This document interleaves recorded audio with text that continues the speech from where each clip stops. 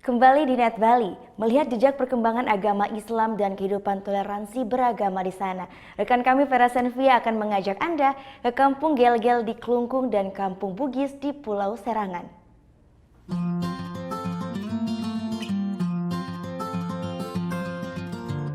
Berada di tengah-tengah masyarakat umat Hindu yang kental akan tradisi dan ritual, ternyata masyarakat di Bali bisa berbaur dengan umat Hindu lainnya. Dan kali ini saya akan mengajak Anda untuk melihat bagaimana peradaban Islam di Pulau Bali. Salah satunya ialah di Kampung Gel-Gel. Kampung Gel-Gel ini merupakan kampung Islam pertama yang ada di Pulau Bali. Kampung Gel-Gel berjarak sekitar 5 km dari kota Semarapura, Klungkung. Kampung Islam pertama di Bali yang ada sejak abad ke-14 Masehi. Ya, permukiman seluas 9 hektar ini jadi rumah bagi 374 keluarga Muslim. Hidup damai, berdampingan dengan masyarakat Hindu. Daripada awal dari 40 orang yang datang dari Jawa, kemudian sampai saat ini alhamdulillah perkembangan baik ekonomi, pendidikan, sosial dan budaya alhamdulillah mengalami perkembangan yang cukup pesat. Masjid Nurul Huda merupakan salah satu kebanggaan warga Kampung Gel-Gel. Masjid tertua sekaligus satu-satunya yang mereka miliki. Hingga saat ini bangunan masjid masih berdiri kokoh. Ini tak lepas dari upaya warga menjaga kelestarian warisan sejarah. Di halaman masjid terdapat menara yang menjulang tinggi. Dari segi arsitekturnya, masjid ini mungkin tak begitu istimewa. Hanya berhias beberapa ornamen dan mimbar kayu jati berusia ratusan tahun.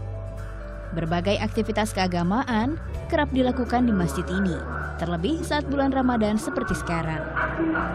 Kedatangan saya kali ini di Kampung Gel-Gel ternyata memang sangat tepat, karena di hari ke-10 bulan Ramadan biasanya warga di Kampung Gel-Gel ini seringkali melakukan suatu tradisi yang sangat unik, yaitu tradisi megibung. Biasanya persiapan megibung dilakukan sore hari setelah sholat asar. Secara bergantian, kaum ibu datang ke masjid mengantarkan makanan. Pada satu nampan disiapkan lengkap dengan nasi, lauk, takjil, dan buah. Begitu seluruh warga berkumpul, Ustadz akan memimpin membacakan ayat-ayat suci Al-Quran.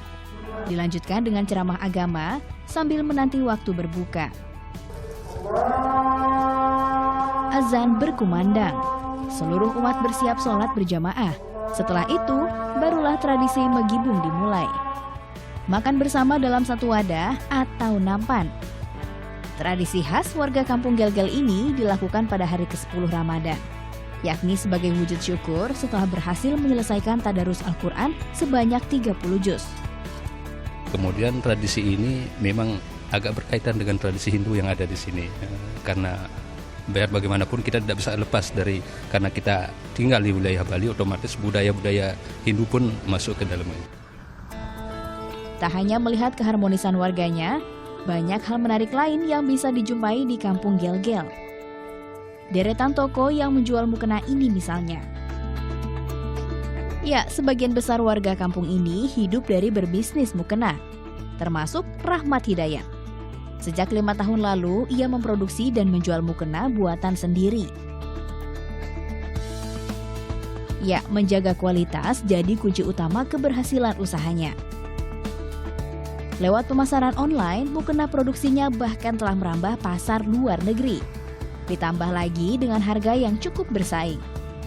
Dengan Rp70.000 hingga Rp150.000, Anda bisa dapatkan satu set mukena khas Kampung Gel-Gel Bali. Tertarik? Vera Senvia, Dewa Priyana, melaporkan untuk NET.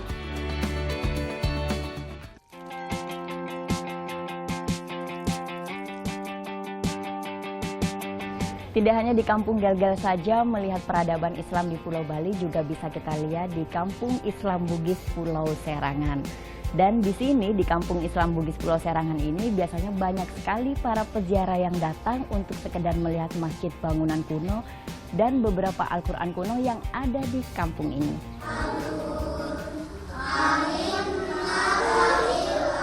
Lantunan ayat suci Al-Quran menambah hikmat Ramadan di Kampung Bugis Pulau Serangan, Bali.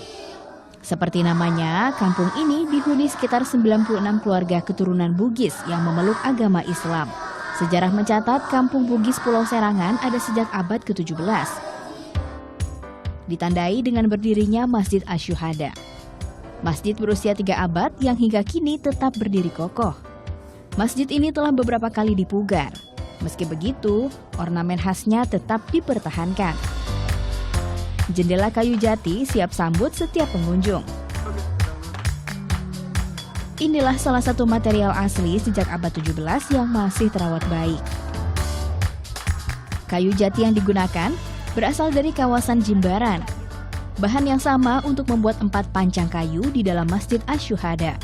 Setinggi 5 meter sebagai penopang bangunan.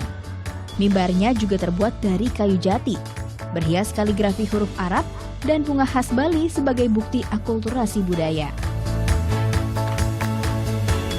Biasanya, jelang bulan Ramadan, kampung Bugis Pulau Serangan ramai dikunjungi peziarah.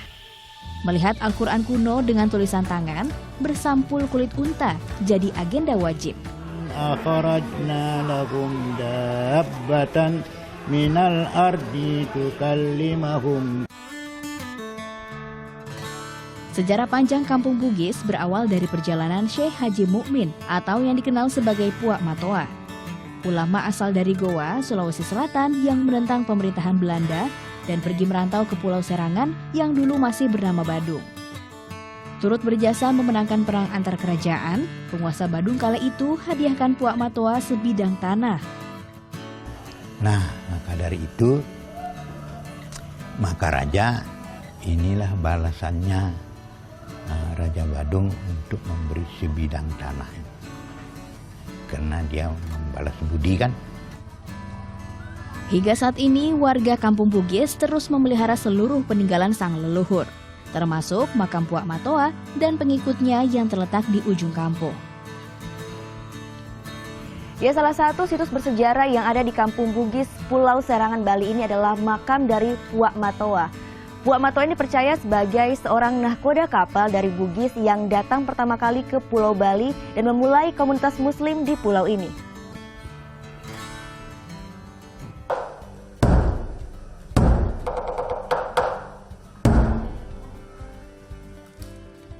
Setiap sore, aneka takjil ramai dijajakan.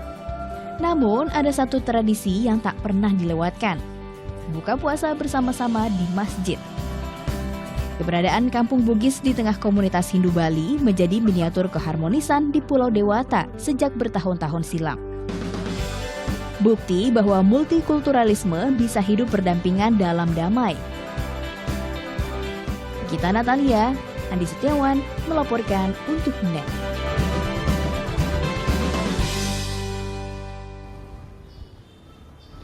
Melihat peradaban Islam di Pulau Bali ternyata memang menarik, bukan? Dan ternyata beberapa waktu lalu berdasarkan informasi yang saya dapatkan, Kota Denpasar sempat meraih penghargaan dari Ma'arif Institute untuk menjadi salah satu kota Islami di Indonesia. Dari sinilah kita bisa melihat bahwasanya keharmonisan dan kerukunan antar umat beragama di Pulau Bali sangat terasa. Kembali ke studio.